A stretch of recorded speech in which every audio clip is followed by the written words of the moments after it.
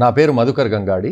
నేను మెడ్ప్లస్ ఫార్మసీ చైన్కు founder and CEO. Common question ఏమంటే చాలాసార్లు మా డాక్టర్ రాసిన మెడిసిన్ ఆ పక్క మెడికల్ షాప్లోనే దొరుకుతుంది, అది తీసుకోవచ్చా లేదా అని.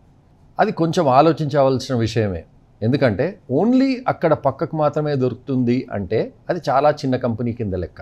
ఇంకా పెద్ద కంపెనీ అయితే ఎన్నో షాపులలో దొరకవచ్చు, మెడ్ప్లస్లో దొరకవచ్చు, ఇంకా వేరే షాపులలో కూడా దొరకవచ్చు, చాలా షాపులలో ఉండొచ్చు. కానీ అక్కడనే దొరుకుతుంది అంటే అది చాలా చిన్న బ్యాచ్, చిన్న క్వాంటిటీ, అది చాలా స్పెషలైజ్డ్, వాళ్ళ కోసమే తయారు చేసినట్టు లెక్క ఆల్మోస్ట్.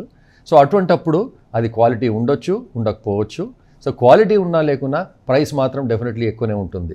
ఎందుకంటే దానికి వేరే డిస్ట్రిబ్యూటర్లు ఉండరు కాబట్టి దానికి డిస్కౌంట్ కూడా దొరకదు చాలాసార్లు.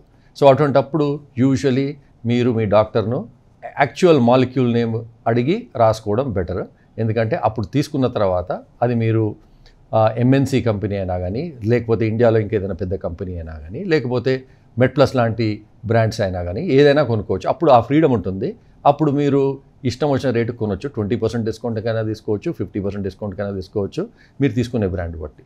కానీ అది తీసుకోవడము కరెక్ట్. ఏ డాక్టర్ అయినా కానీ యూజువలీ ఇచ్చేస్తారు, అది పెద్ద ప్రాబ్లం లేకుండా.